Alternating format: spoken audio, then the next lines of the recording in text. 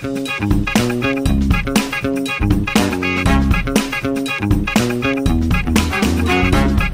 guys, what's up? Welcome to the Madhu Chaudhary podcast. आज हमारे guest Sweden से आए हैं, हाइंस वर्नर वेस्लर, जो कि एक इंडोलॉजिस्ट हैं उपासला यूनिवर्सिटी में, जहाँ पर सबसे पहले संस्कृत टीचिंग स्टार्ट हुई थी 1838 में। इनका स्पेशलाइजेशन है south Asian languages, culture and philosophy. ये हिंदी को ना सिर्फ विदेशों में प्रमोट कर रहे हैं बल्कि हिंदुस्तान में भी प्रमोट कर रहे हैं। आइए इनसे बातचीत करके जानते हैं हिंदी को विश्व भाषा बनाने के लिए क्या क्या किया जा रहा है। नमस्कार सर। नमस्कार मधु। आपका बहुत बहुत स्वागत है मेरे पॉडकास्ट चैनल पर। कैसे खुशी है मेरे लिए यहाँ आने का मौका मिलता है, आपसे बात करने का मौका है। Pleasure is all mine sir. कैसा लग रहा है आपको इंडिया में आके? काफी बारिश है बाहर। yes. पर मुझे अच्छा लगता है। वैसे हमारे यहाँ भी बारिश बहुत है, आप जानती होंगी। पूरे साल में हर वक्त इस तरह की बारिश हो सकती है। यहाँ इस तरह से मामूली नहीं है। हमारे यहाँ पानी की कमी नहीं है, हिंदुस्तान में पानी की कमी है, और वो खुशी जो बारिश के साथ होती है यहाँ के लोगों को, वो मेरे अंदर में भी घुस रही है। ओके, सो ये सिमिलैरिटी है स्वीडन और इंडिया में। हाँ, एक तरह से। ओके सर, सबसे पहले हम जो इंडियन ट्रेडिशनल वेलकम करते हैं, ये तुलसी का प्लांट। शुक्रिया शुक्रिया, ये बहुत सुंदर। मुझे कभी तोहफे में तुलसी का प्लांट नहीं मिला, अभी पहली बार। really? बहुत खुशी है, बहुत खुशी है। क्योंकि मैं पौधे बहुत पसंद करता हूँ। हमारे यहाँ स्वीडन में मैं इसको यहाँ रखता हूँ। जी जी, ये ठीक रही जी, इस तरह से। yes. क्योंकि हमारे यहाँ स्वीडन में मेरे पास छोटा सा एक बगीचा है। आपको सुनने में ताजुब होगा, मैं खुद पौधे लगाता हूँ उसमें, खासकर सब्जी। nice. तो मैं अपनी सब्जी वहाँ तक, कम से कम कुछ हद तक, बहुत बड़ा नहीं है पर कम से कम काफी कुछ है। क्योंकि जमीन बहुत अच्छी है उसी जगह पर जहाँ मेरा बगीचा है। तो कुछ लोगों का फैशन होता है ना। बाकी मैं सुबह से रात तक दफ्तर में बैठता हूँ, तो मुझे कम से कम गर्मियों में यही खुशी होती है कि मैं इसके बाद मान लीजिए 1-2 घंटे तक वहाँ बगीचे में कुछ काम करता हूँ। इससे मन हल्का हो जाता है ना। बिल्कुल बिल्कुल। और इसके साथ में ये भी खुशी है कि खुद बनाई हुई सब्जी मिलती है खाने को। वो साफ पाक है, सब वो सब है। और एक बात ये भी है, हम जानते हैं सब, हमारी दुनिया बदल रही है, वो पर्यावरण रक्षा अपने आप में एक मामला बन जाता है। और इसके साथ में थोड़ा सा मेरे अंदर में वो भी है कि मैं कुछ करता हूँ कि मैं अपनी सब्जी खाता हूँ। और वो ऑर्गेनिक भी होती है। जी जी। सर, सबसे पहले हमारे दर्शकों को बताएं कि what is Indology and how your interest springed into this. हाँ, ज़्यादातर लोगों को मालूम है कि पश्चिमी दुनिया में, यानी अलग अलग देशों में, अमेरिका में भी, उत्तर अमेरिका में भी, पूर्वी एशिया में भी, इंडोलॉजी के नाम से एक विषय होता है विश्वविद्यालयों में। सिस्टम थोड़ा सा अलग है। वैसे अंग्रेजी भाषी देशों में कॉलेज वॉलेज है, वो हमारे यहाँ नहीं है। तो मैं बस कहना चाहता हूँ एकेडमिक सिस्टम थोड़ा सा अलग है हमारे यहाँ। फिर भी वो विषय है इंडोलॉजी के नाम से। 1814 से कॉलेज de France में, पेरिस में शुरू हुआ। 1818 बॉन में, जर्मनी में, आगे जाकर। बहुत खुशी की बात है कि वो उस वक्त ईस्ट इंडिया कंपनी का राज था, इंग्लैंड में नहीं है। वैसे ईस्ट इंडिया कंपनी का हेलीबरी कॉलेज के नाम से एक कॉलेज था, जहाँ कुछ फारसी सीख लिए थे जो लोग भेजे गए थे बाद में हिंदुस्तान। जो बाद में दूसरा नाम रखा गया इंडियन सिविल सर्विस, जो आजकल की इंडियन एडमिनिस्ट्रेटिव सर्विस, IAS। तो पहले इनको फारसी थोड़ी सी, और जिसको कहते थे वर्नैक्युलर। ऐसे वर्नैक्युलर बहुत अच्छा लफ्ज नहीं है। इसका मतलब जो लोग बोलते हैं, उसमें कोई संस्कृति उसके पीछे नहीं है ना। तो वहां से शुरू हुआ इंडोलॉजी। इसी कंपनी के साथ शुरू नहीं हुआ, वो कॉलेज de France और जर्मनी, बाद में रूस में, और फिर इटली में, सेंट पीटर्सबर्ग में बहुत महत्वपूर्ण केंद्र है अभी भी। तो वो सब है 200 साल से परंपरा से। तो उसका मैं एक बच्चा हूँ, यूँ समझिए। तो जर्मन इंडोलॉजी में जब मैं बहुत छोटा था, 15 साल का लड़का था, 16-17, मुझे पता चला इस तरह का एक विषय है जहाँ भारतीय भाषाएं, संस्कृति, इतिहास वो सब पढ़ाया जाता है, और मैं उसी तरफ जाने लगे, मैं उसकी तरफ जाना चाहता था। तो मेरी माँ ने उसको मना करने के लिए कोशिश की, मैंने जिद्दी लगाई ये करनी है मुझे।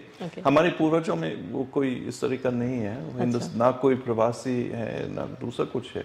वो अपने अंदर में एक अजीब सी कलंदरी होने लगी मेरे अंदर में। और अब भी मेरी माँ कहती है, अभी भी खुदा का शुक्र अभी भी है, तंदुरुस्त भी है, बूढ़ी है पर तंदुरुस्त है, 92 साल की है, काफी बूढ़ी है। कहती है तुमने ठीक किया, जो तुमको करना था तुमने किया था। और मुझको खुद भी आजकल लगता है जो मुझे करना था मैंने किया। तो आपको ये करना था, ये आपके जहन में कैसे आया? क्या चीज ने ऐसा स्पार्क किया आपको? कहना मुश्किल है। मैं हमेशा कहता हूँ इंसान अपने लिए एक रहस्य होता रहेगा, तो पक्का मैं कह नहीं सकता। पर जब मैं 15 साल का लड़का था उस वक्त मैंने एक नॉवेल पढ़ा, हेमन हेस्ट सिद्धार्थ के नाम से, यहाँ भी लोगों को मालूम है इसके बारे में। तो वहां से मुझको लगा अरे दूसरी हमारी यूरोप से बाहर दूसरी एक संस्कृति है, दूसरी भाषाएं, दूसरा एक ज्ञान है जिनके बारे में मैं कुछ ज्यादा जानकारी हासिल करना चाहूंगा। और एकदम मैंने यूं समझा कि मैं क्या कहूँगा, ये मेरे जीवन का मैसेज है। ये मेरे अंदर में एक आवाज़ कहती यही करनी है, और बहुत ज़ोर से, ये आवाज़ बहुत ज़ोर से थी। ये आवाज़ कहाँ से आई मैं खुद कह नहीं सकता, पर बड़ा सौभाग्य था। वैसे हमारे यहाँ हिंदी से या संस्कृत से आमतौर पर जॉब नहीं मिलता, ना कोई स्कूल है ना दूसरा कुछ है। तो बड़ा सौभाग्य है कि उसमें आगे जाने का रास्ता अपने आप से भी बना, और अब कुछ बन गया हूँ एक तरह से। वैसे मेरी माँ अभी तक कहती है अभी कलंदर होते रहोगे वगैरह, वो तो माँ जो लोग कहती रहती है, पर फिर भी मैं कुछ बना, मेरी जिंदगी बनी। और वैसे प्लान भी था जी। एक तो पत्रकारिता में, एक तो पियानो लेसन्स देने का इरादा था, अगर दूसरा कोई वैसे कहीं से तो जिंदगी किसी तरह से बननी है। और लेकिन मैं इस तरह से, जिस तरह से अंग्रेजी में कहते करियर माइंडेड नहीं था। मैंने सोचा ठीक है देख लेंगे। मैं भी अभी जब बच्चों के साथ, छात्रों के साथ बोलने का मौका मिलता है, वो मैं हमारे यहाँ कहता हूँ, यहाँ भी कहता हूँ, करियर माइंडेड जरूर बन जाओ।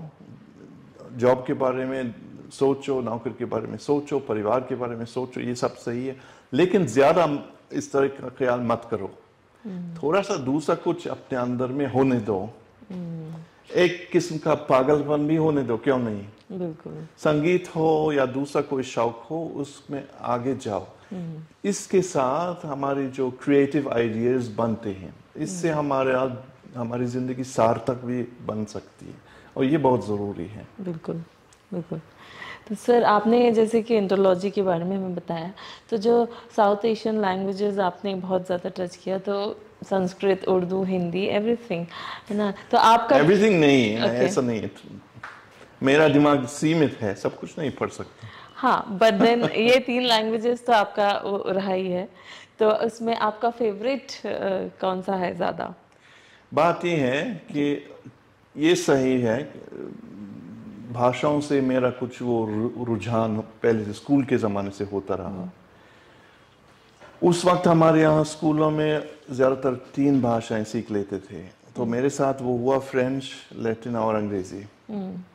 तो उसमें मुझको मज़ा भी थोड़ा सा मुझको लगा ये हाँ, और भी भाषाएं सीख सकता हूँ। और मैं मानता हूँ इस दुनिया की हर कोई ज़ुबान सीखी जा सकती है, इसमें के लिए मेहनत तो करनी चाहिए, लेकिन और इसके लिए कुछ प्रेम भी होना चाहिए। बिना प्रेम कोई भाषा नहीं सीखी जा सकती। बिल्कुल। जैसे लोग चीनी सीख लेते हैं, रूसी सीख लेते हैं, अरबी सीख लेते हैं, स्पेनिश सीख लेते हैं, फ्रेंच सीख लेते हैं, तो हिंदी भी सीखी जा सकती है। और मैं चाहूँ या ना चाहूँ, पर मैं एक जीवित प्रमाण हूँ, जिंदा इंसान हूँ कि हिंदी भी सीखी जा सकती है। हमारे यहाँ भी छात्र, जैसे मैंने कहा था, छात्र आते हैं। सिर्फ ये बात है, जब मैं हमारे विभाग में जहाँ प्राच्य भाषाएं पढ़ाई जाती हैं, सबसे ज़्यादा छात्र चीनी के लिए आते हैं। अच्छा। हाँ, क्योंकि चीनी के साथ नौकरी मिलती है आसानी से, और आसानी से भी। तो हिंदी के साथ मामला थोड़ा सा सीधे नौकरी नहीं मिलेगी। लेकिन हमारे छात्र वैसे हिंदी ना सिर्फ एक जुबान है, वो इसके साथ दूसरी दुनिया खुलती भी है, जिसको कहते हैं आंतर सांस्कृतिक संपर्क, इंटरकल्चरल कम्युनिकेशन की वो की शख्सियत की शक्ति आ जाती है। okay. और इनको कहीं ना कहीं, जहाँ तक मेरा अनुभव है, कुछ मिलता है हिंदी के साथ नहीं। पर जैसे किसी जॉब में लोगों को मालूम है, हाँ इनकी कुछ सोच है कि लोग शायद अलग ढंग से सोचते हैं वगैरह, अलग ढंग से सोचते हैं, इसका मतलब हम सब इंसान, हम सब हैं, फिर भी कुछ फर्क तो पड़ता है ना जब हम दूसरी संस्कृति के साथ किसी तरह से संपर्क में आते हैं। मैं हमेशा कहता हूँ विविधता में एकता, ये बहुत अच्छा है एकता, पर इसमें विविधता भी है ना। हाँ, बिल्कुल। विविधता एकता है ना, वो दोनों सही है, दोनों साथ साथ भी होने चाहिए। तो सर, जैसे आप इतना खूबसूरत व्याख्या कर रहे हैं हिंदी की, है ना, पर ऐसा आप खुद जर्मन आपका है ओरिजिन, मूलतः। हाँ ओरिजिन, और स्वीडन में आप रहते हैं, तो और आपका इतना रुझान हिंदी की तरफ है। पर यहाँ अगर हम हिंदुस्तान में देखें तो एक जनरल, एक कॉमन कंसेप्शन है कि हिंदी में एक हीन भावना भी आती है। सबको लगता है कि अंग्रेज़ी आना बहुत ज़रूरी है। तो इसके बारे में आप क्या कहेंगे, और ये हीन भावना क्यों है, और क्या ये प्रेशर कहाँ से आ रहा है, और इसको कैसे दूर किया जा सकता है? हाँ, ये एक बहुत जटिल नाजुक मामला भी है। एक तरह से मैं तो वहाँ जर्मनी, हम कभी वैसे उपनिवेशवाद के ज़माने में हमारा इतिहास अलग था।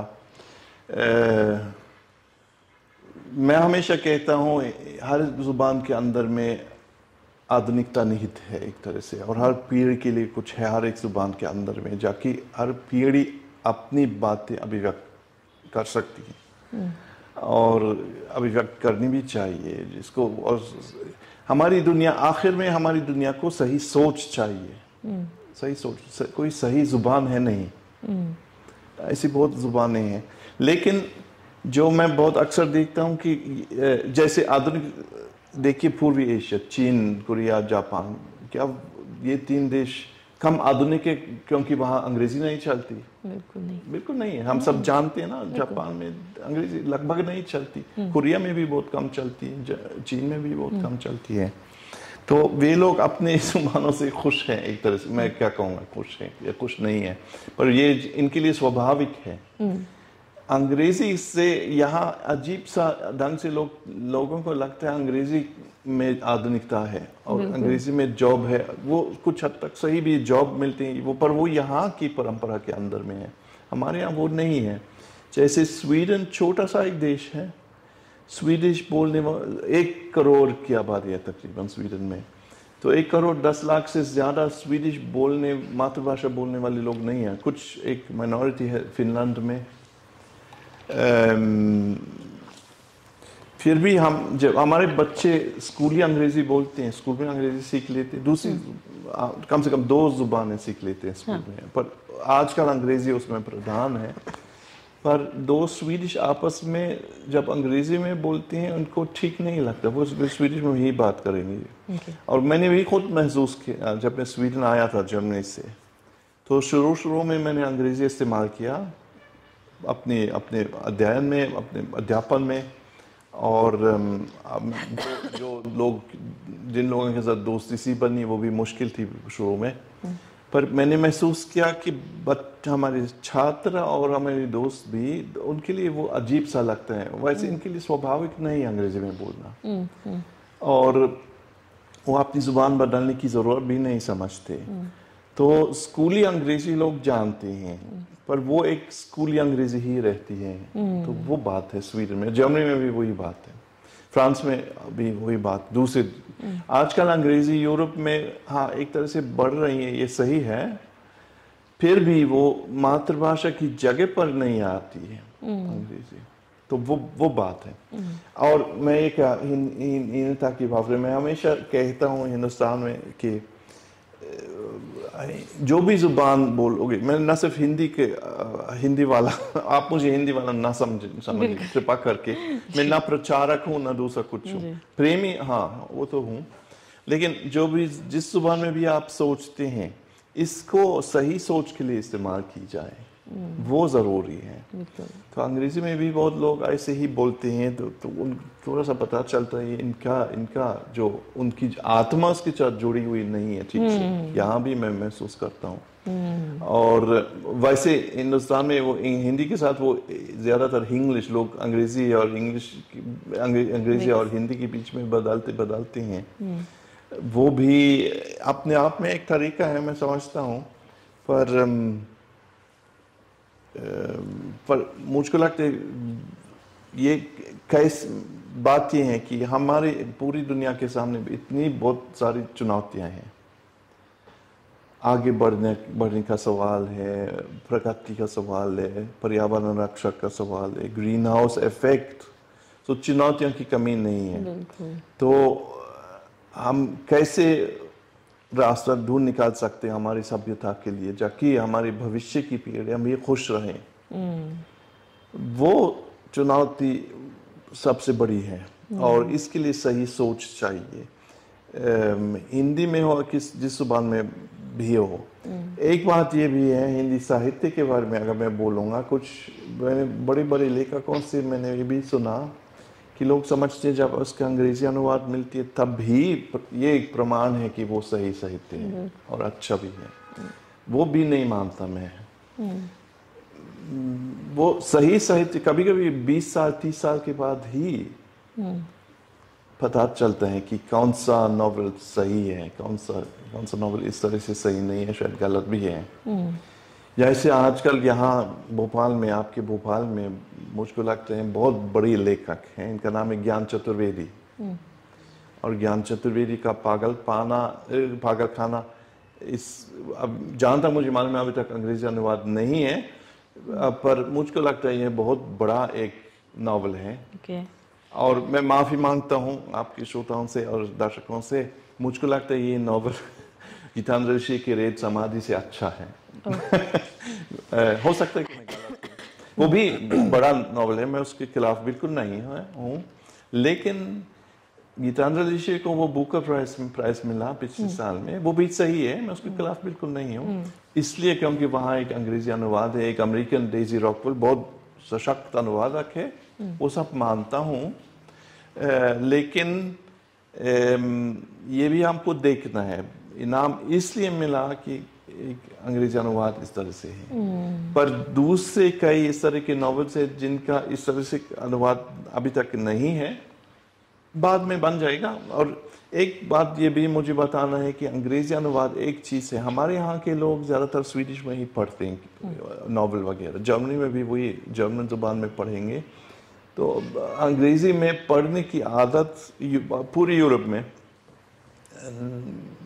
नहीं है या बहुत कम है। तो जर्मन अनुवाद, फ्रेंच अनुवाद भी महत्वपूर्ण है, मैं यूँ मानता हूँ, रूस अनुवाद रूसी ज़ुबान में, और कोरियन में भी वही है, जापान में भी वही है। तो हमको ये भी देखना है अंग्रेजी अनुवाद की जगह पर या उसके अलावा और भी। वो हमेशा मैं यहाँ जब मैं बच्चों से जब किसी कॉलेज में या यूनिवर्सिटी में जब बोलने का मौका मिलता है, ये भी कहता हूँ अंग्रेजी ठीक है, कोई अंग्रेजी के खिलाफ नहीं है, पर थोड़ा सा आगे भी देखो, दूसरे एक जुबान सीखो, क्योंकि चीनी हो या रूसी हो, फ्रेंच हो, जो भी हो, क्योंकि हर एक जुबान के साथ दूसरी दुनिया खुलती है। और अंग्रेजी के साथ एक वो मैं शायद इस तरह से देख सकता हूँ, क्योंकि मैं अंग्रेजी का नहीं हूँ। लोग मुझे यहाँ अंग्रेज समझते हैं, मैं कभी कभी कहता हूँ मैं अंग्रेज नहीं, स्वीड हूँ या जर्मन हूँ। मैं अच्छा वो मैं क्या हूँ वो भी एक अपने आप में एक सवाल है जी। लेकिन परिप्रेक्ष्य भाषा के साथ बनता है। तो वो अंग्रेज़ी, जिस तरह से अंग्रेज़ लोग इस दुनिया को देखते हैं, वो अंग्रेज़ी साहित्य पढ़ने से, अंग्रेज़ी में बात करने से वो आपके अंदर में घुस जाता है। जिस तरह से हिंदी के साथ मेरी भी पहचान बदल गई, क्योंकि अब तो बहुत साल से पढ़ता रहा, पढ़ाता रहा, कि वो मेरा एक अंदर का हिस्सा बन गया एक तरह से। तो मैं मामूली स्वीड या मामूली जर्मन से दुनिया को अलग ढंग से थोड़ा देखता हूँ। मैं उसको महसूस भी करता हूँ, कभी कभी इस तरह से महसूस करता हूँ कि मैं अपने को अकेला समझता हूँ, क्योंकि मैंने दूसरा कुछ देखने को मिला इस जिंदगी में, जिसके लिए मैं बहुत आभार हूँ, पर वो मुझको अलग बनाता है। बिल्कुल। अब बहुत लंबा बोला, आप अपने सवाल पूछिए। नहीं तो सर, जैसे ये हम जानना चाहेंगे कि इंडियन कल्चर, फिलॉसफी, इसका सबसे ज़्यादा इंटरेस्टिंग एस्पेक्ट आपको क्या लगा? और अपने स्टूडेंट्स को आप मेजरली क्या चीज़ में आप उनको इंस्पिरेशन देते हैं इंडियन कल्चर के लिए? मैं इस सवाल का जवाब देना आसान काम नहीं है पर संक्षिप्त रूप में देने के लिए मैं ये कहूँगा कि ज्ञान बहुत एकदम अच्छा है। जो भी ज्ञान हासिल करना है, हासिल करो ज़रूर, बहुत महत्वपूर्ण है। लेकिन सबसे बड़ा ज्ञान क्या है, वो मैंने जो मशहूर शंकराचार्य से सीखा, उनके भगवत गीता की टीका से। और खुद लिखते हैं ज्ञान विज्ञान कहते हैं, विज्ञान, पर इसका मतलब है ज्ञान। जो अलग अलग चीज़ें हैं इस दुनिया में, इनके बारे में ज्ञान या विज्ञान हासिल करो। और सही ज्ञान है आत्मज्ञान, कहने का ये है। पर आत्मज्ञान हमको वो भी आसानी से प्राप्त नहीं होता, तो उसके लिए मेहनत करनी पड़ती है ना। वो लगता है अच्छा आत्मज्ञान ठीक है, हाँ मैं जानता हूँ कि मैं कौन हूँ। अरे कैसे नहीं जाना, हम नहीं जानते हम कौन है। आखिर में जो मैंने शुरू में किया था, इंसान अपने लिए एक रहस्य है, रहस्य होता रहेगा, लेकिन हमारा आत्मज्ञान भी बढ़ सकता है, उम्र के साथ भी अपने आप से बढ़ता है थोड़ा सा। कैसे बढ़ता है ये आत्मज्ञान उम्र के अलावा? मतलब अगर मैं चाहूँ कि मैं आत्मज्ञान करना चाहूँ तो कैसे होगा? मेरे ख्याल से अपनी कमजोरियों को देखनी है ठीक से। मैं क्यों ये चाहता हूँ, वो चाहता हूँ, मैं क्यों एक इससे बड़ी गाड़ी चाहता हूँ, मैं क्यों अच्छा मकान खरीदना चाहता हूँ। ये सब नश्वर है ना। ये सारे पीर फकीर यही कहते, सब नश्वर है ये आखिर में। और है फिर भी हमारे अंदर में, हाँ ठीक है, मैं दिखाना चाहता हूँ दूसरे लोगों को कि मेरे पास वो है, करियर है, पैसे हैं, वक्त। पर पीर फकीरों का ये, और वो मैं ये जो जिसको कहते हैं आध्यात्मिक परंपरा को मैं बहुत मानता हूँ। खासकर जो पीर फकीर हमसे वो थोड़ा सा हमको लगेगा ये विवादास्पद है, हमको कुछ परेशान भी करते ना। जो बड़े बड़े ऋषि जो है ना, इनके सामने लोग डरते थे, श्राप दे देंगे। वो कुछ ऐसी बात करेगा जो आपकी आत्मा के बिल्कुल अंदर अंदर घुस जाएगी अपने आप से। इसके लिए अस्त्र शस्त्र की जरूरत नहीं है, पर वो आपको नष्ट करेगा। वो भी सीधे आपको देख के इनको मालूम है कि क्या परेशानी है, इसको क्या देखना है, क्या समझना है इनको, ये बेवकूफ। और जो इसमें जैसे कबीर भी इस किस्म के थे ना, बड़े क्रांतिकार थे लोगों के सामने। ये जरूरी है ना, हमको देखना है कि हम जिसको कहते हैं हम आध्यात्मिकता, वो हमको चकित भी कर सकती है, हमको परेशान भी कर सकती है।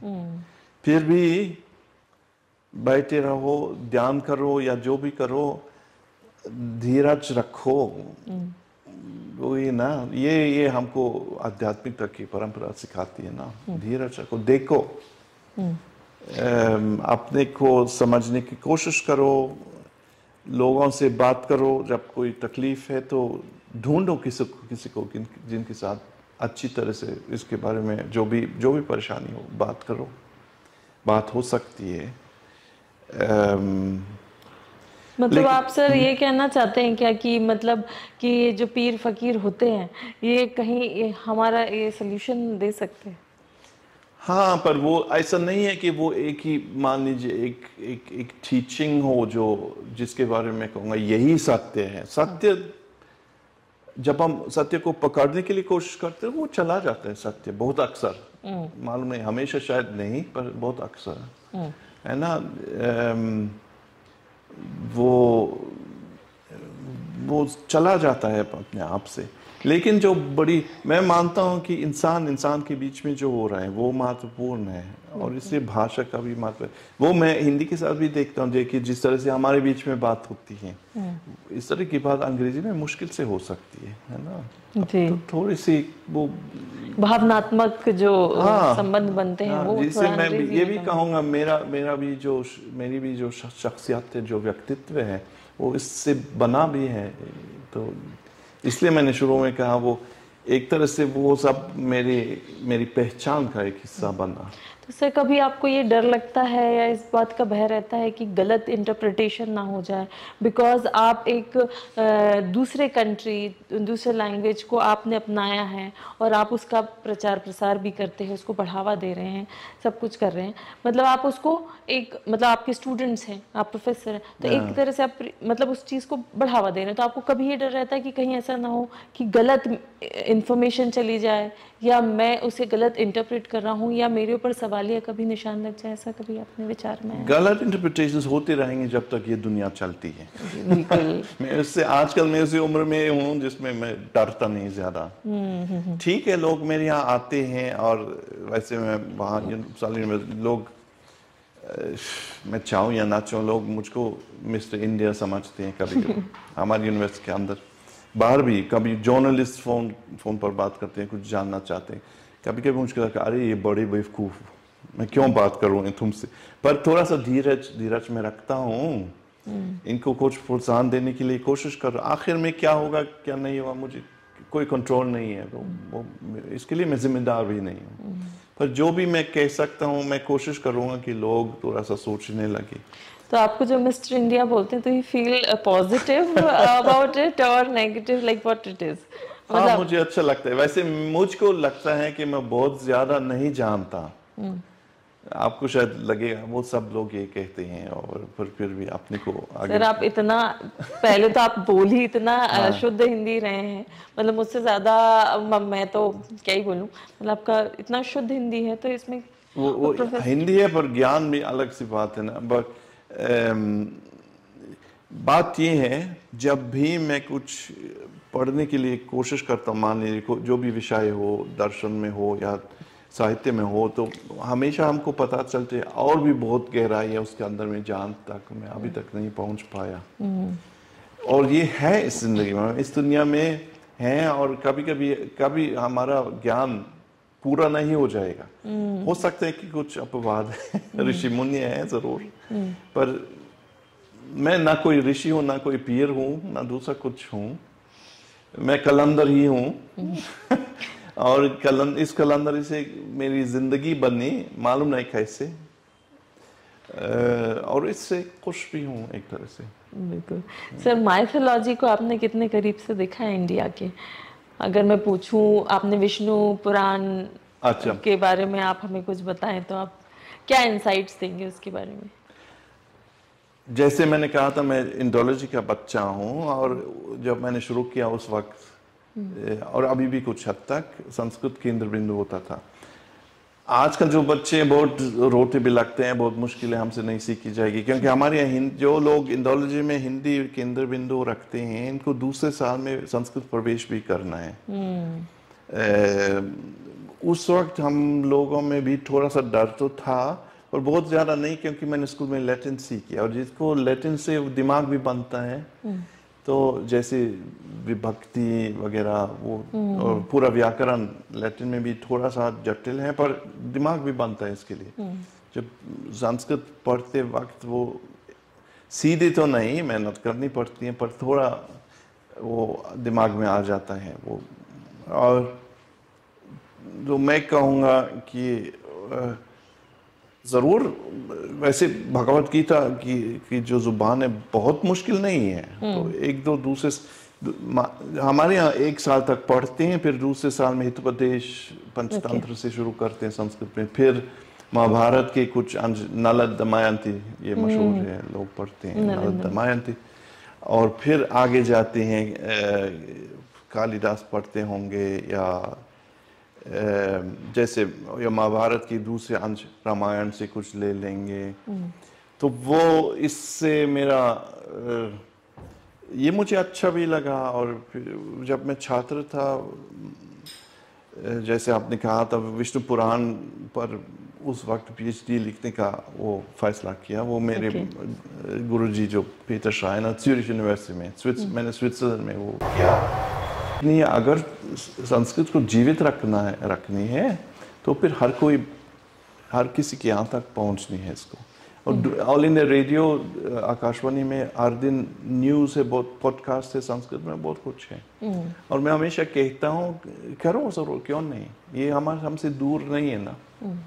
और अगर हम सचमुच गहराई तक पहुँचना चाहती हैं परंपरा में, तो वो भी ज़रूरी भी है। जिस तरह से जब आप यूरोपीय साहित्य पढ़ते हैं और या इतिहास पढ़ती हैं, तो कहीं वो जगह आ जाएगी जब आप महसूस करेंगे अंग्रेजी से काम नहीं चलेगी, दूसरी जुबानें भी सीखनी है। बिल्कुल।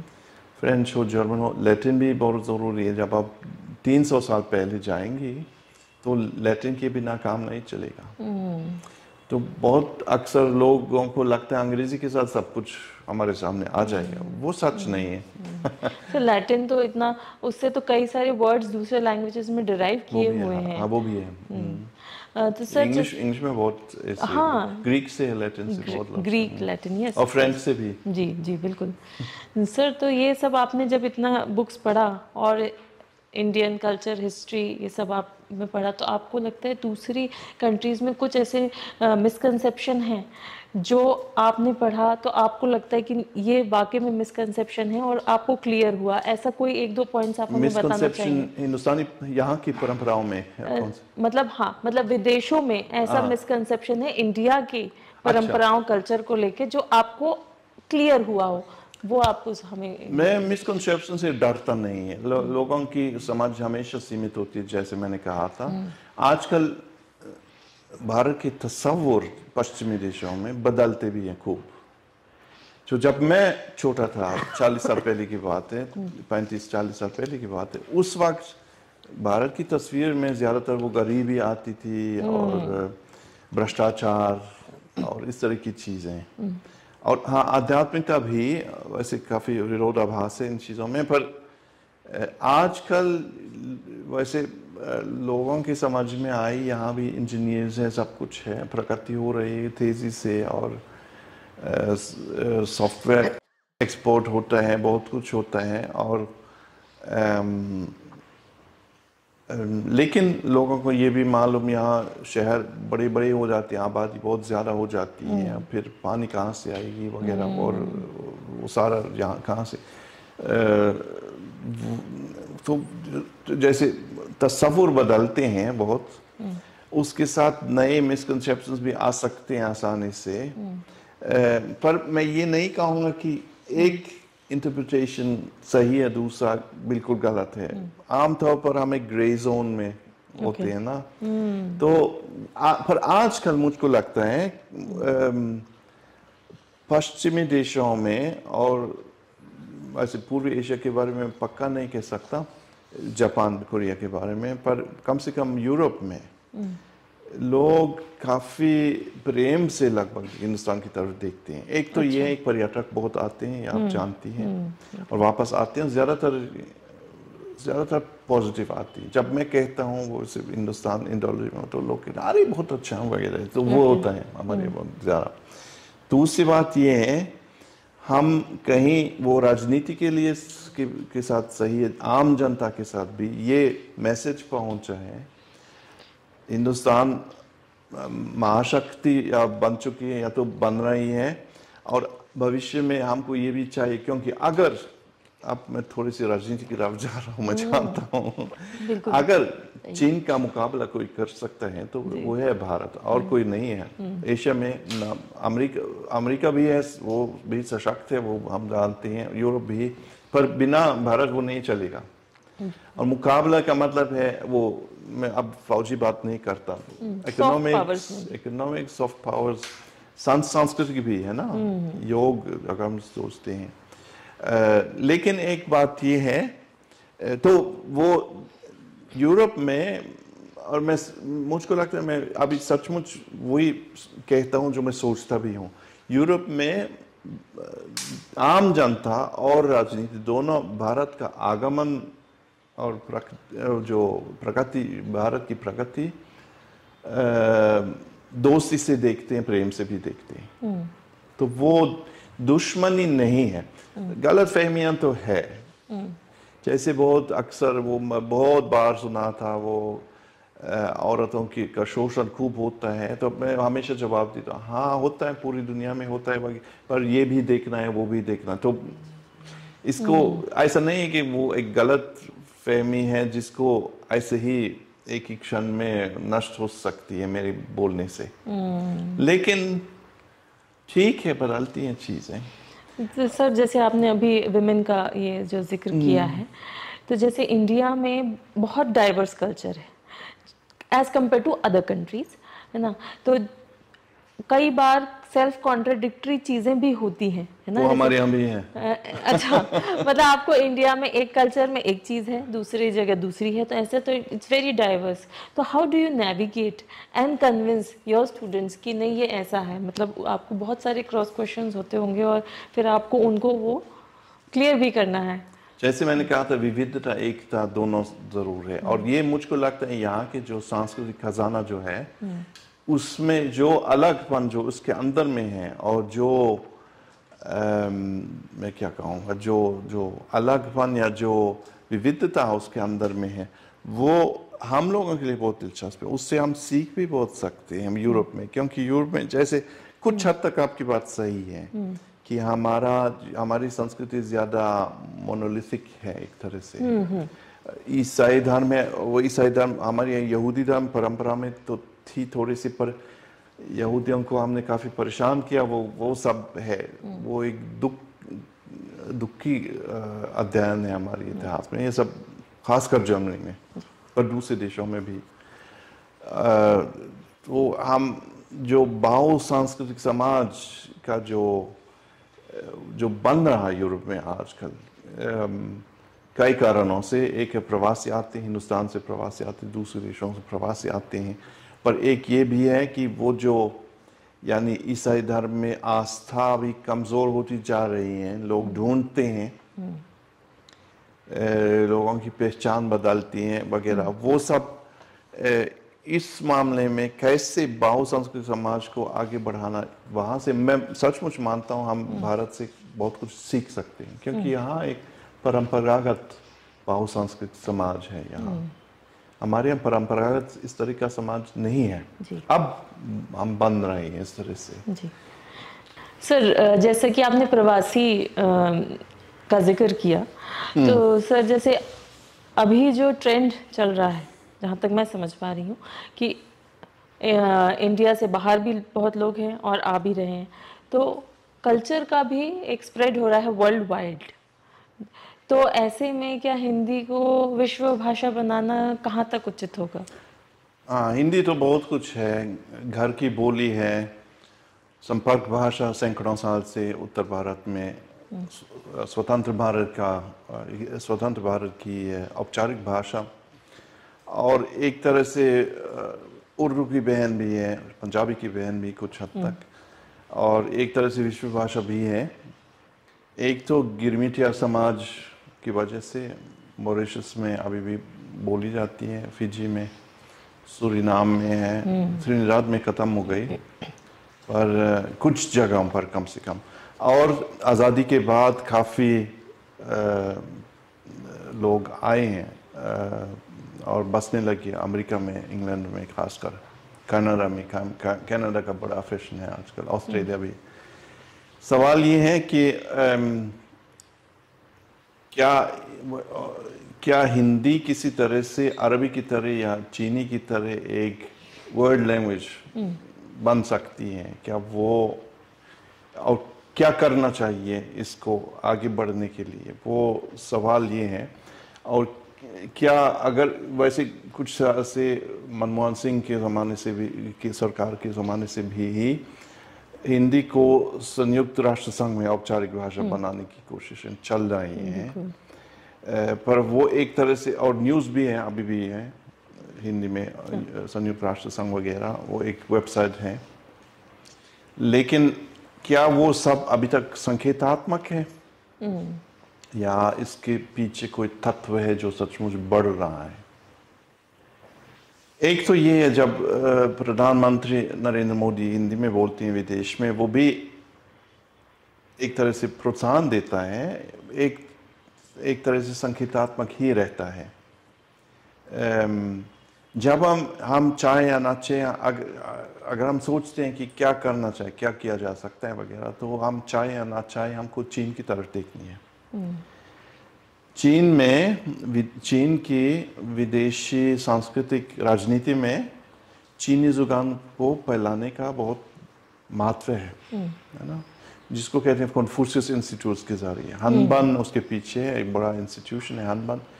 तो चीन में बहुत साल से वही एक राजनीति चलती है। पूरी दुनिया में कम से कम 1000 कन्फ्यूशियस इंस्टीट्यूट्स खोलने की योजना है। अभी तक ऐसे 900 है तकरीबन, लेकिन कुछ बंद भी किए जाते हैं। जैसे हमारे स्वीडन में आजकल कोई भी नहीं है कन्फ्यूशियस इंस्टीट्यूट, क्योंकि उसके साथ राजनीति बहुत ज़्यादा घुस जाती है। वो हमारे यहाँ जो विश्वविद्यालय अपने को स्वतंत्र समझते हैं, तो कॉन्ट्रैक्ट 5 साल के बाद ख़त्म हो रहा है, फिर उसको विस्तार नहीं मिलता है, क्योंकि वहाँ कन्फ्यूशियस इंस्टीट्यूट वाले कहेंगे इनको नहीं बुलाना है, इन किताबों को इस्तेमाल नहीं करना है, इस तरह की चीज़ है। और लेकिन वहाँ ये जो अध्यापक वहाँ इस तरह के इंस्टीट्यूट्स में आधे चीन के हैं और आधे जिस देश में भी वो इंस्टीट्यूट हो, और वो साथ साथ फुल इमर्शन मेथड से पढ़ाते हैं। यानी बहुत अक्सर वो चीनी जो अध्यापक आते हैं, इनको अंग्रेज़ी नहीं आती, दूसरी ज़ुबान भी नहीं आती, वो शुरू से ही, और इसके लिए इनको पूरा एक एजुकेशन भी मिलता है, फॉर्मेशन मिलता है। ये लोग कम से कम 4-5 साल तक ये सीख लेते कि कैसे विदेशियों को पढ़ाना है, क्योंकि वो अपने आप में एक फन है, एक कला है जो स्वाभाविक ढंग से लोगों के अंदर में नहीं है।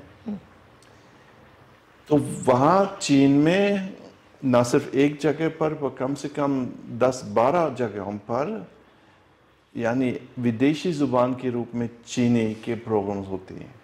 BA, MA, PhD, पोस्टडॉक, सब कुछ। तो उसी के वहाँ से, उसी सिस्टम से लोग उभरने लगते हैं, जिनको विदेश भेजे जा सकते हैं, जो इस तरह का काम कर सकते हैं। तो देख लीजिए, हिंदुस्तान में ICCR है, अच्छा संस्थान है, बिल्कुल इसके खिलाफ नहीं है। और जो ऐसे आज़ादी के कुछ साल बाद वो शुरू हुआ, और विदेश भेजे जाते हैं, सांस्कृतिक प्रोग्राम्स होते हैं विदेश में, डांसिंग ग्रुप्स जो भी हो, पर इसके साथ अध्यापक भी भेजे जाते हैं हिंदी के ज़्यादातर, तमिल के भी है, इधर उधर बंगाली के भी होंगे, जैसे वार्षा में बंगाली का है, और हिंदी का और तमिल। तो वो सिलसिला ऐसे 1960 के बाद शुरू हुआ, ख़ासकर जब हिंदुस्तान और ईस्ट ब्लॉक सोवियत यूनियन के साथ अच्छा वो बहुत गहरा वो संबंध होने लगा। पर अब भारत का महत्व बढ़ रहा है, हमने G20 को देखा और वो सब, और आबादी भी ये सबसे बड़ा देश है आजकल पर, और भारत चंद्रयान और आदित्य भेजते हैं अपने सैटेलाइट्स को बाहर। तो अब हमारे सामने ये सवाल है कि हिंदी के साथ वो थोड़ा सा ICCR से को देखना है, क्या करना है। अभी महत्व बढ़ रहे हैं, तो ICCR को भी किस तरह से आगे बढ़ाना है विदेशी सांस्कृतिक राजनीति के अंदर में, उसका एक हिस्सा भी बनाना है ठीक से। कोशिशें चल रही हैं, मैं जानता हूँ, लोग इसके बारे में बात चलती है, लोग इसके बारे में संपर्क करते हैं, और वो ज़रूरी भी है। तो उसके साथ मान लीजिए जब हम अभी शुरू करेंगे विदेशी भाषा के रूप में हिंदी किसी यूनिवर्सिटी में हिंदुस्तान में, वो पूरा पाठ्यक्रम शुरू करें। अब आप मुझसे कहेंगे वो नहीं हो सकता, हिंदी में भरोसा नहीं है, वो भरोसा जो चीनी में है।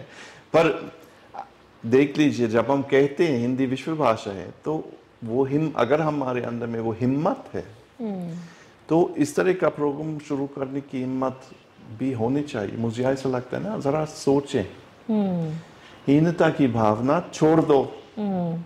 आप हमारे सामने जो दर्शन बन सकता है और जो हिम्मत चाहिए उसको सही बनाने के लिए वो जरूर रखो। हिम्मत बनती है अपने आप से जब हमारे सामने दर्शन बन जाता है, एक विजन। तो विजन जो है हिंदी विश्व भाषा, संयुक्त राष्ट्र संघ की औपचारिक भाषा और इस तरह की चीजें हैं, पर वो दर्शन, वो विजन अभी तक इस तरह से सशक्त नहीं है जिस तरह से हो सकता था। इसके लिए मैंने कहा था हिम्मत चाहिए थोड़ी, और वो बन जाएगी, मैं मानता हूँ। पर इसी रास्ते पर हमको आगे जाना है। और मैं अभी लगभग हिंदी के प्रचारक की तरह बोलता हूँ, जैसे मैंने शुरू में कहा था। मैं अब देखो इस तरह से प्रचारक नहीं समझता, पर मैं देखता हूँ ये संभावनाएं भी हैं, है ना, हिंदी के अंदर में। और जो आपने गलत फहमियां की बात की, misconceptions on India that you find in the western world, तो इसके साथ भी जब हम हिंदी को का प्रचारण करेंगे, वे मिसकंसेप्शंस के खिलाफ लड़ने का वो भी एक तरीका है ना। सर, ये इसमें हिम्मत और कोशिश के साथ क्या आपको लगता है कि वेस्टर्न कंट्रीज़ का कंफर्मेशन भी बहुत ज़रूरी है? बिकॉज़ जैसे कि आपने यूएन की बात किया, तो वहाँ पे तो उनका ज़्यादा वीटो पावर भी है। तो जब वहाँ पे कुछ डिसीजन होता है तो obviously the western country has a very very big role to play. और जैसे हम अभी ये ट्रांसलेशन की बात कर रहे थे कि जब किसी भाषा का, किसी बुक का ट्रांसलेशन इंग्लिश में हो जाता है तो एक कंफर्मेशन आता है, कि एक्सेप्टेंस आता है, तो वो एक्नॉलेज करें तो ही हो पाएगा कि नहीं, because we are large in strength, तो उससे भी होगा? मैं मानता हूँ कि किसी नॉवेल का कंफर्मेशन अंग्रेजी अनुवाद से नहीं है। वैसे वो बुकर प्राइज का वो है, वो ये आपकी बात सही है। फिर भी मुझे शक है कि गीतांजलि जी को बुकर प्राइज मिलने से हिंदी को आगे बढ़ाने का वो एक महत्वपूर्ण कदम है, वो नहीं मानता। इसके लिए दूसरी चीजें होनी चाहिए। वैसे आपने कहा था वेस्टर्न कंट्रीज में उसके लिए उसके खिलाफ वो पावर का सवाल है, कुछ हद तक तो है, पर इतना तक नहीं। हिंदी औपचारिक भाषा यूनाइटेड नेशंस में ऐसा नहीं है कि इसलिए नहीं बन पाती क्योंकि दूसरे उसके खिलाफ है। अगर सचमुच जो यूनाइटेड नेशंस और पूरे, अगर वहाँ सचमुच जो भारत का जो प्रतिनिधित्व है उसके अंदर में हिंदी चलती और सतर्क संपर्क हिंदी में होती सब कुछ, और प्रवासी समाज में भी दिलचस्पी लेती, तो अलग सी बात होती। पर वो नहीं है, वो चीनी के साथ वो है। चीन, जहाँ चीनी लोग रहते हैं वहाँ चीनी इनके लिए अलग सा एक अपनी दुनिया बनाने का भी एक तरीका है, वो भी एक मामला है उसके साथ में, जाकि दूसरे लोग नहीं समझेंगे। पर और वो मैं हिंदी के लिए इस तरह से रिकमेंड नहीं कहूँगा हिंदी। तो मतलब प्रवासी भारतीय इस चीज को सपोर्ट नहीं कर पाते हैं, आप ऐसा कहना चाह रहे हैं कि एक ग्रुप नहीं बन पा रहा, या they are not supporting each other? प्रवासी समाज में जहाँ तक मेरे अनुभव है बहुत बहुत ज्यादा सपोर्ट नहीं है हिंदी के कोर्स के लिए। तो ये क्यों है सर ऐसा? का एक कारण है इसके लिए। एक तो ये है कि यहाँ भारत के मध्य वर्ग में अंग्रेजी को बहुत मान्यता मिलती है, जो मैं मानता हूँ कम से कम कुछ हद तक अंधविश्वास भी है। तो कहीं ना कहीं ऐसा होता है कि जिस कंट्री को वो बिलोंग करने लगते हैं तो वहाँ पे अगर वो हिंदी को छोड़ के वहाँ को एक्सेप्ट करते हैं तो वो और ज़्यादा उनका एक्सेप्टेंस बढ़ता है वहाँ पे। हाँ, जैसे हमारे यहाँ स्वीडन में जो प्रवासी आते, मैं देखता हूँ, हमारे दोस्त भी हैं, समाज भी है, मैं देखता हूँ जो प्रवासी के रूप में आते हैं पहले कुछ सालों में बहुत मेहनत करती हैं ठीक से स्वीडिश सीखने के लिए, वो क्योंकि वो ज़रूरी भी है। मैं भी उसी पक्ष पर हूँ, वो ज़रूरी भी है, पर उसके साथ अपने बच्चों के साथ शायद अंग्रेज़ी या स्वीडिश में बात करेंगे, हाँ हो सकता है अंग्रेज़ी में बात करेंगे, और इनको लगता है वो हिंदी अपनी नाना नानी से बात करेंगे तो फिर आ जाएगी, पर वो ऐसा नहीं है। बहुत अक्सर वो मैंने देखा पहले सालों में, मान लीजिए पहले 8-10 सालों में बहुत मेहनत करनी पड़ती है, आसान काम नहीं है ना, ठीक से जॉब बनाने में, परिवार बनाना है, फिर नौकरी ठीक से मिलने में और आगे अपने को आगे बढ़ने में, फिर मान लीजिए 8-10 साल के बाद थोड़ा सा आराम मिलता है, फिर तब ही देखते हैं अरे क्या हुआ हमारे साथ। बहुत लोग, हमारे बच्चे हमसे बहुत अलग हो जाते हैं और इनके सोचने का ढंग अलग है, इनकी जुबान भी अलग है। तो मैं ये कहूँगा जैसे स्वीडन में जो प्रवासी समाज के बच्चे, मुझको लगता है 99% स्वीडिश में बात करेंगे आपस में भी, क्योंकि स्वीडिश जुबान इतनी सशक्त है हमारे यहाँ। तो अलग सी, जैसे हम अभी एम्बेसी के साथ, राजदूतावास के साथ एक प्रतियोगिता, निबंध प्रतियोगिता रखते हैं, अभी वापस लौट के अगले हफ्ते में उसका वो इसको देखनी है निबंध। तो प्रवासी समाज से निबंध आते हैं बच्चों, 3 अलग अलग एज ग्रुप्स हैं, आते हैं, और कुछ परिवारों में वो है थोड़ा सा हम बच्चों को पढ़ाना है, पर मैं क्या कहूँगा उसमें ढंग नहीं है। मान लीजिए अगर हम इस तरह का सिस्टम बनाएंगे, जैसे मैंने कहा था विदेशी भाषा के रूप में हिंदी, और फिर वो सारा सिस्टम, फिर लोग जिस तरह से विदेश में यहाँ टॉफल के एग्ज़ाम्स हैं ना, और अंग्रेज़ी के लिए, फ्रेंच के लिए भी इस तरह के इंटरनेशनल एग्ज़ाम्स होते हैं, रूस के लिए जर्मन, रूसी के लिए जर्मन के लिए, चीनी, लगभग हर जुबान के लिए वो है, हिंदी के साथ अभी तक वो नहीं है, वो सब होना चाहिए ना। मान लीजिए वहाँ के बच्चों को भी प्रोत्साहन मिलेगा, हो सकता है कि वो वे किसी दूसरे जॉब में जाएंगे, पर इम्तिहान हिंदी में क्यों नहीं, और प्रतियोगिता से, निबंध प्रतियोगिता से इनको भी थोड़ा सा प्रोत्साहन मिलता है। फिर मैं एम्बेसी जाता हूँ, अभी तीसरी बार करते हैं, एम्बेसडर भी होंगे, राजदूत भी होंगे, कुछ भाषण होंगे, ठीक है वो सिर्फ एक ही दिन है, लोग थोड़े से चकित भी हैं, पर इनको थोड़ा मज़ा आता है, थोड़ा सा प्रोत्साहन मिलता है, और इसको आगे कैसे बढ़ा सकते हैं जाकि दिलचस्पी होती है बच्चों को। हमको हमेशा नई पीढ़ी के बारे में सोचनी है, और वो एक बात मैं ये भी कहूँगी, वो बहुत ज़रूरी कि नई पीढ़ी अपनी समझे कि ये हमारी सोच है, हमारी ज़ुबान है, वो ना सिर्फ नाना नानी की ज़ुबान है, दादा दादी। बिल्कुल। मतलब नाउअडेज मदर्स जनरली बच्चों से इंग्लिश में बात करना चाहती हैं, सो दैट उनको बचपन से इंग्लिश आए और हिंदी ना आए। मतलब ऐसा भी होता है, ये भी देखा है जी। तो सर कहीं ना कहीं ऐसा भी हो सकता है कि बिकॉज हमारे देश में, इंडिया में स्पेसिफिकली, जो क्योंकि ब्रिटिश रूल रहा, तो एजुकेशन भी बहुत इन्फ्लुएंस हुआ है, तो जनरली हमारा मीडियम ऑफ एजुकेशन इंग्लिश ज़्यादा है। अगर हम हिंदी में जाते हैं तो जैसे कि अगर किसी को डॉक्टर बनना है, इंजीनियर बनना है, तो there are not plenty of books available. कई बार तो हिंदी मीडियम का बच्चा है, पर क्योंकि उसको डॉक्टर बनना है और सारी बुक्स डॉक्टर की, पूरी MBBS एंड एवरीथिंग पूरा अंग्रेजी में अवेलेबल है, तो क्या करें ऐसे में? आप चीज़ें कम से कम कुछ हद तक बदल रही हैं, जिसको कहते हैं न्यू एजुकेशन पॉलिसी 2020 से जी। आप टीचिंग, आज जहाँ तक मैंने सुना 8 भाषाओं में पूरी टीचिंग बुक्स हर किसी विषय में जो IIT में और बड़ी बड़ी इंस्टीट्यूशन में पढ़ाई जाती हैं 8 भाषाओं में उपलब्ध हैं। तो उनमें से हिंदी एक, और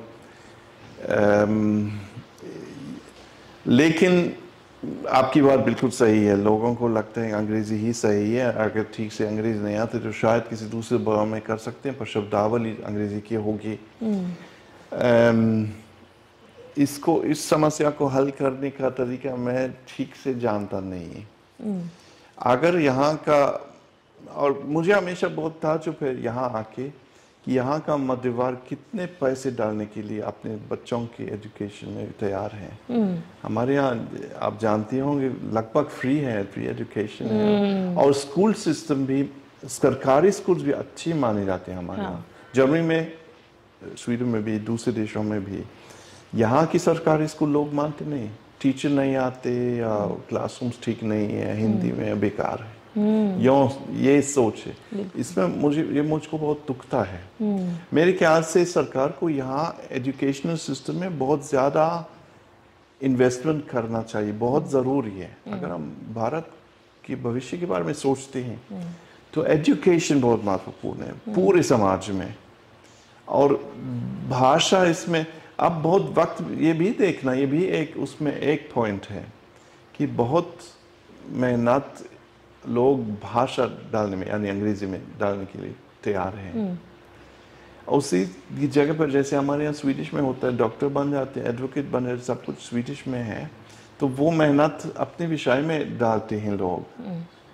यानी अंग्रेजी यहाँ, इसके लिए यहाँ अलग सी मेहनत भी करनी पड़ती है। पर इस सिस्टम को सचमुच बदलने का तरीका मुझे भी नहीं मालूम। पर यहाँ इस तरह से उपनिवेशवादी युग से इस तरह से जम गया है कि उसे बदलना आसान काम नहीं है। एक तरह से फायदा भी है कि लोगों को अच्छी अंग्रेजी आती है ना, ये भी देखना है।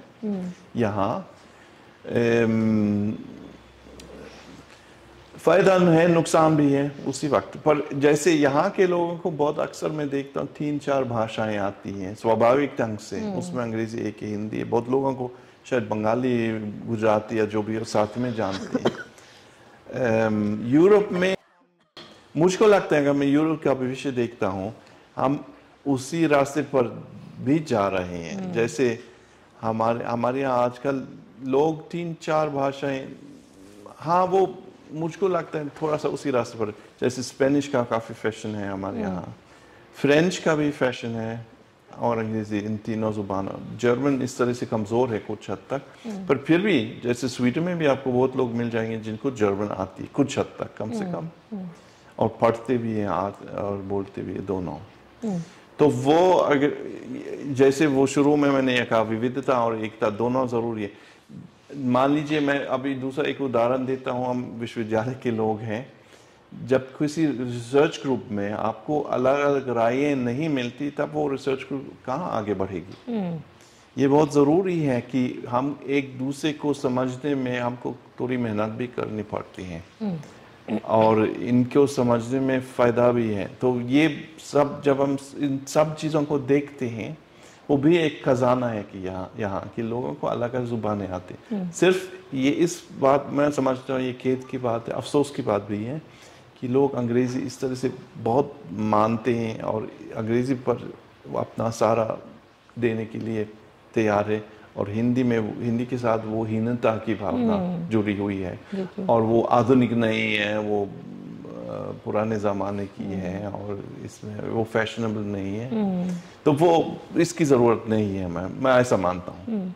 सर, पर जैसे न्यू एजुकेशन पॉलिसी का आप जिक्र कर रहे हैं, पर उसको वो आ तो गया है ऑन पेपर, पर उसको एकदम रियलिटी करने में आई थिंक बहुत ज़्यादा समय भी लगेगा और बहुत मुश्किल भी है। क्योंकि एक आध एग्जाम्पल अगर मैं कोट करूं कि मेरे एक परिचित, उन्होंने बोला कि हमारे यहाँ स्टूडेंट आई एक हिंदी के लिए कि MBBS करना है, उसने भी 1-2 महीने बाद छोड़ दिया क्योंकि टीचर्स वर नॉट देयर, है ना। और फिर ये था कि कल को कोई ये पता है कि ये डॉक्टर ने हिंदी से पढ़ा है, तो पता नहीं कोई इलाज कराने आएगा कि नहीं, और वो दवाइयों के नाम किस भाषा में लिखेंगे, बिकॉज दवाइयाँ सारी अंग्रेजी में, कभी किसी दवाई का मतलब जो कंपोजिशन है वो हिंदी में नहीं मिलता है। पर नाम बहुत अक्सर लैटिन जुबान में है, ये भी आप जानती हैं ना, वो सचमुच लैटिन है, अंग्रेजी नहीं है, डिराइव्ड। हाँ, तो वो हमारे यहाँ भी है स्वीडन में, लैटिन जुबान में बहुत अक्सर। जाके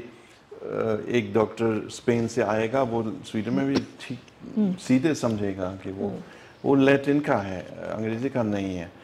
पर जैसे भी हो, इसका फैसला यहाँ का समाज करना है ना, वो ना विदेश में किया जाएगा इसका फैसला, ना सरकार भी कुछ कर सकती है, पर पूरा फैसला वो समाज ही करेगा। अगर समाज चाहता है कि वो सब होना है हमारे यहाँ हिंदी हो, बंगाली हो या जो भी जुबान हो उसके साथ सब होना है, तब बन सकता है ना। वो भी हिम्मत का सवाल है और जी। कहाँ तक हम अपनी जिंदगी में चीज़ों को बदल सकते हैं।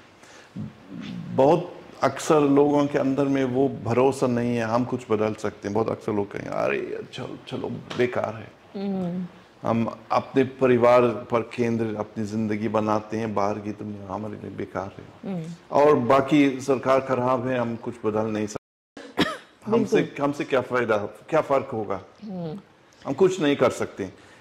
ये सोच मुझको सब मिलाकर गलत लगती है। ये सोच से हमारा भविष्य बर्बाद हो जाएगी। सच बात हो जाएगा।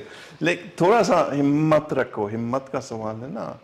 अपने अंदर में जो निराशा है, कम से कम कुछ कम करने के लिए कोशिश करो। अपने योगदान से कुछ बन सकता है, भविष्य बन सकता है, ना सिर्फ अपने जिंदगी में पर पूरे सिस्टम भी बदल सकते हैं हम लोग। जैसे वो हमारे यहाँ जो मैंने वो ग्रीन हाउस इफेक्ट का, वो आज हमारे यहाँ लोगों को बहुत फिक्र है उसमें, और लोग कोशिश करते हैं कि कुछ ना कुछ हमको करना है उसमें, राजनीति को बदलना है पूरा शक्ल। मान लीजिए अगर आपने 20 साल पहले पूछा कि बिजली उत्पादन स्वीडन में या जर्मनी में 50% से ऊपर विंडमिल से हो सकता था, तो आपने कहा होगा अरे ये क्या बकवास बोल रहा है ये हाइंस। पर अब वो हो रहा है ना, अब वो हो रहा है, है ना। यहाँ भी हो सकता है। बिजली उत्पादन ये बहुत महत्वपूर्ण एक सवाल है भविष्य के लिए। यहाँ बदला में, राजस्थान में इस दुनिया का सबसे बड़ा सोलर पावर का वर्क है ना। अगर आपने 20 साल पूछा क्या वो हिंदुस्तान में सबसे बड़ा हो सकता है, तो शायद जवाब करते थे लोग नहीं, वो नहीं है, वो तो हिंदुस्तान है। तो देखिए ये हो सकता है ना। बहुत कुछ इस तरह की चीजें हो सकती हैं जब हिम्मत बनती हैं। तो सर अभी क्या हो रहा है, अभी क्या लेटेस्ट ट्रेंड है, आप अभी किस चीज़ पे रिसर्च कर रहे हैं, क्या सोच रहे हैं, अभी क्या दिमाग में है आपके, किस चीज़ पे रिसर्च चल रहा है? मैं कई चीज़ें करता हूँ। मैं वैसे समकालीन हिंदी साहित्य बहुत पढ़ता हूँ इस वक्त मैं दूसरे काम में लगा हुआ हूँ। एक सिखिज्म पर एक किताब लिख रहा हूँ। वो एक बहुत जर्मन प्रकाशक के यहाँ है, बहुत आदर की बात भी है। वो एक वर्ल्ड रिलीजन्स पर एक पूरा सीरीज है, और जो सिखिज्म का जो वॉल्यूम है वो मुझको दिया गया है। तो वो क्योंकि निर्गुण भक्ति में पहले से मेरी बहुत दिलचस्पी है, और पहले भी किताब लिख चुका हूँ इसमें। और इसके अलावा समकालीन हिंदी साहित्य, कुछ हद तक समकालीन उर्दू साहित्य भी पढ़ता हूँ। और वो एक नया, एक साहित्य शास्त्र में एक नया एक तरीका है, इसको कहते हैं एको क्रिटिसिज्म। वो क्या है? वो यानी हम साहित्य को इस तरह से पढ़ते हैं कि इसमें इंसान और प्रकृति का क्या संबंध है, और इंसान के अपनी प्रकृति से भी क्या संबंध है। जैसे मैंने कुछ महीने पहले एक आर्टिकल प्रकाशित किया, आपको सुनने में अजीब लगेगा, an echo critical reading of Maulana Iqbal's poetry. तो इसमें मैंने कोशिश, वो इनके यहाँ जो बाग बगीचा का वो है ना, ये पूरी दुनिया हमको एक बगीचा बनाना है, वो आता है कभी बांगे दरा में है, और इनके आखिरी कलेक्शन में भी है। तो वो इससे मैं थोड़ा सा यहाँ, ये मेरा अपना एक, मैं क्या कहूँगा, एक योगदान है यहाँ के साहित्य शास्त्र का, मैं क्या कहूँगा का। तो हाउ, कैसे, मतलब वो इंटरेक्शन कैसा है, मतलब एनवायरनमेंट से, थोड़ा आप इस पे एलाबोरेट करेंगे? हाँ देखिए, हाँ जैसे जब हम मौलाना इकबाल को देखते हैं उस ज़माने में वो इकोलॉजिकल थिंकिंग, इसी जिस तरह से हम आजकल हम सारे खतरे वो नहीं था। लोग प्रगति को बहुत मानते थे, डेवलपमेंट ही अभी भी वो धारणा सशक्त है, पर अब थोड़ा सा हमको हमारे अंदर में संदेह आने लगा। हाँ, कहाँ तक पहुँच रहे हैं, कहाँ तक जा रहे हैं, ये शहरों में हवा खराब होती जा रही, पानी कहाँ से आए, बिजली कहाँ से आएगी वगैरह। अगर हर एक को गाड़ी चाहिए तो फिर रास्तों के साथ क्या होगा वगैरह, वो और इस तरह की चीज़ें। वो तो नहीं था उस वक्त। उनके ज़माने में प्रगति को खूब मानते थे, लेकिन फिर भी वो जो इरादा हमको इस दुनिया को पालना है, हमको एक बगीचा बनाना है, हमको किसी तरह से पानी, हमको जो पौधे हैं इनको पानी देना है वगैरह, तो इस तरह की चीज़ें हैं। तो आप शायद कह सकते हैं हम इनके अंदर में कुछ देखते हैं जो उनके अपनी सोच में नहीं थी पर हमारी सोच में है।